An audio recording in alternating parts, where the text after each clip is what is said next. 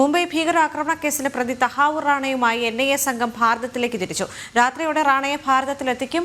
ഡൽഹിയിലെയോ മുംബൈയിലെയോ ജയിലിലാണ് റാണയെ പ്രവേശിപ്പിക്കുക എന്നാണ് റിപ്പോർട്ടുകൾ പുറത്തേക്ക് വരുന്നത്. ഡൽഹിയിൽ നിന്നും ഗൗതം അനന്തനാരായണൻ ചേരുന്നുണ്ട്. ഗൗതം, ഭാരതത്തിലെ ജയിലുകൾ റാണയെ പാർപ്പിക്കാൻ സജ്ജമായി കഴിഞ്ഞിട്ടുണ്ടെന്നാണ് മനസ്സിലാക്കാൻ സാധിക്കുന്നുണ്ട്. ഇന്ന് രാത്രിയോടുകൂടി റാണയെ ഭാരതത്തിലേക്ക് എത്തിക്കാനാണ് ശ്രമങ്ങൾ നടക്കുന്നത്, അല്ലേ?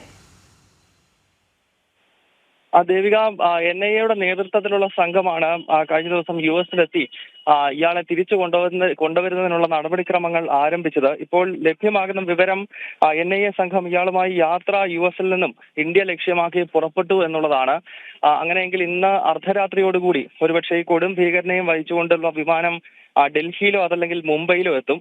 എവിടേക്കാണ് എത്തിക്കുന്നത് എന്നത് സംബന്ധിച്ച് ഇപ്പോഴും ഒരു രഹസ്യ സ്വഭാവം ദേശീയ ഏജൻസികൾ കാത്തു സൂക്ഷിക്കുന്നുണ്ട്. മാധ്യമങ്ങളോട് ഇത് സംബന്ധിച്ചുള്ള വിവരങ്ങൾ ഇപ്പോൾ പങ്കുവെക്കുന്നില്ല. മനസ്സിലാക്കാൻ കഴിയുന്നത് ഒന്നെങ്കിൽ മുംബൈ അല്ലെങ്കിൽ ഡൽഹിയിലേക്ക് എത്തിക്കുമെന്നുള്ളതാണ്. അതിനുശേഷം ജയിലിലേക്ക് മാറ്റി അവിടെ വെച്ചാകും ഇയാളെ വിശദമായി ചോദ്യം ചെയ്യുന്നത്. എന്തായാലും ഭാരതത്തെ സംബന്ധിച്ചിടത്തോളം വലിയൊരു നയതന്ത്ര നേട്ടമാണിത് എന്ന കാര്യത്തിൽ തർക്കമില്ല. മുംബൈ ഭീകരാക്രമണത്തിന്റെ മുഖ്യ സൂത്രധാരനെയാണ് ഇപ്പോൾ ഇന്ത്യയിലേക്ക് എത്തിക്കുന്നത്. ഇയാളെ ഇന്ത്യയിൽ ചോദ്യം ചെയ്യുന്നതിലൂടെ വിവിധ ഭീകരവാദ കേസുകളുമായി ബന്ധപ്പെട്ട കൂടുതൽ തെളിവുകൾ നമുക്ക് ലഭിക്കുകയും അതിലൂടെ ഇതിന്റെയൊക്കെ പ്രധാനപ്പെട്ട ആളുകളെ കൃത്യമായി തന്നെ വധിക്കാനും അല്ലെങ്കിൽ അവരെ അറസ്റ്റ് ചെയ്യാനും വേണ്ട നടപടിക്രമങ്ങളിലേക്ക് നമ്മുടെ ഏജൻസികൾക്ക് കടക്കാൻ സാധിക്കും. വർഷങ്ങളായി ഇയാളെ തിരിച്ചെത്തിക്കുന്നതിന് ഇന്ത്യയിലേക്ക് കൊണ്ടുവരുന്നതിന് വേണ്ടിയുള്ള ശ്രമങ്ങൾ നടത്തുന്നുണ്ടായിരുന്നു. അതാണിപ്പോൾ ഫലം കണ്ടിരിക്കുന്നത്. ദേവിക, മുംബൈ ഭീകരാക്രമണ കേസിലെ പ്രതി തഹാവൂർ റാണയുമായി NIA സംഘം ഭാരതത്തിലേക്ക് തിരിച്ചു എന്ന ഏറ്റവും പുതിയ റിപ്പോർട്ടാണ് ലഭിക്കുന്നത്. രാത്രിയോടെ റാണയെ ഭാരതത്തിലെത്തിക്കും. ഡൽഹിയിലെയോ